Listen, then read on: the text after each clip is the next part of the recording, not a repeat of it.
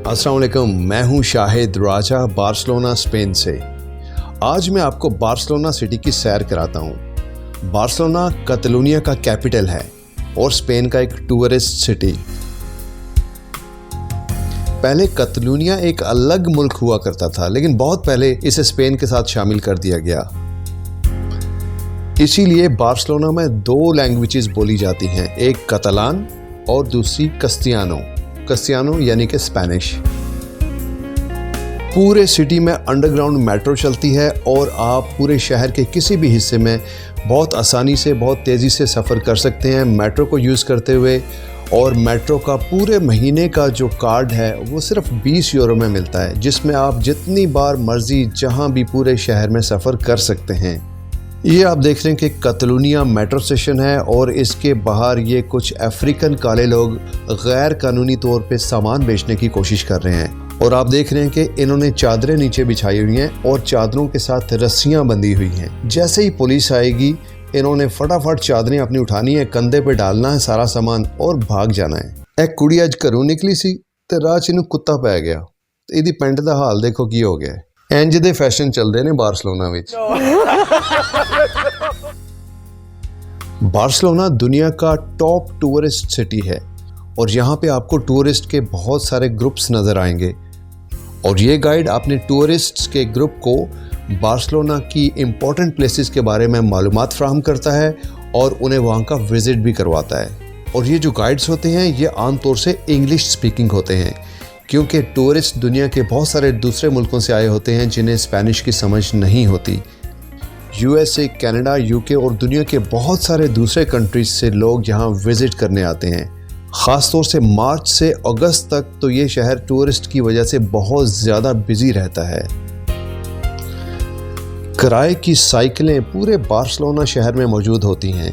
जहाँ से भी आपका दिल करे आप 1 यूरो डालें, अपनी मर्ज़ी की साइकिल उठाएं और पूरे शहर में आप चाहें तो साइकिल पे सैर कर सकते हैं।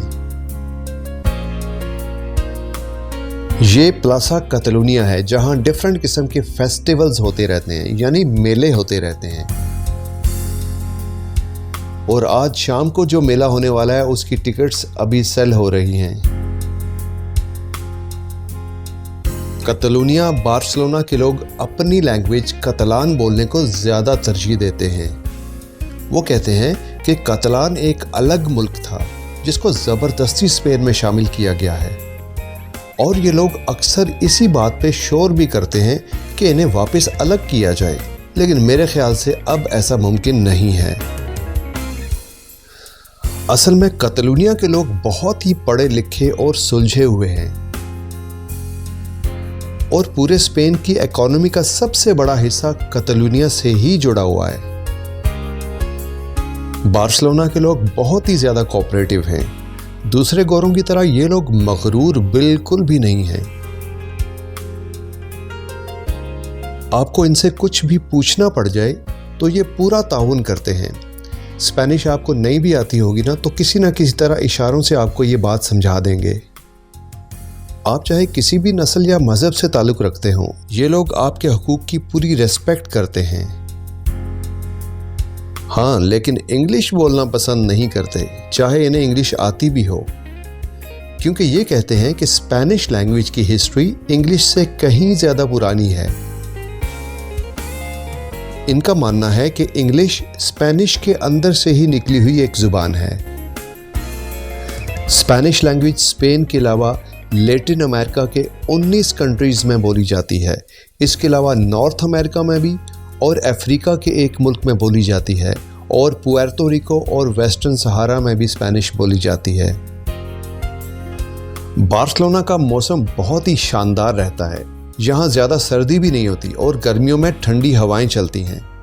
मार्च में दर्जा हरारत तकरीबन 15 सेंटीग्रेड तक जाता है और जून में ज़्यादा से ज़्यादा 25 डिग्री तक जाता है।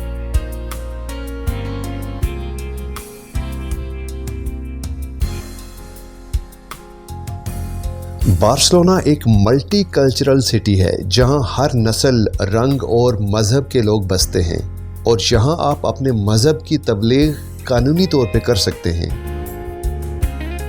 ये देखें, एक हिंदू जमात है जो कि यही काम कर रही है। और इंटरेस्टिंग बात यह है कि इस टीम में उन्होंने गोरों को भी शामिल किया हुआ है और इनके साथ गोरे चलते चलते भजन गा रहे हैं, हिंदुओं की गाने गा रहे हैं। उनको क्या, वो तो जॉब कर रहे हैं इस टीम के साथ। हरे राम हरे राम। और ये एक किसी गरीब मुल्क की गोरी लग रही है जो कि सामान बेचने की कोशिश कर रही है गैर कानूनी तौर पे, शायद रोमानिया या पोलैंड की होगी।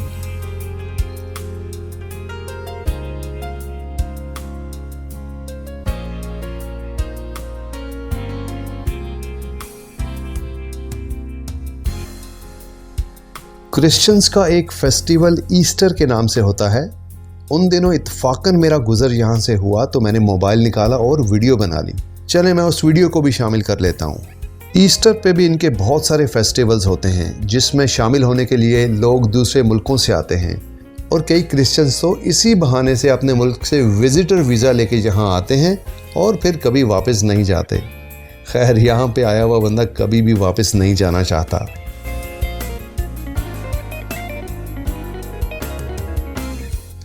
अब मैं सीधा मेट्रो स्टेशन की तरफ आया हूँ और घर का रास्ता पकड़ा है। चलें तो फिर मिलते हैं अगली वीडियो में बहुत जल्द।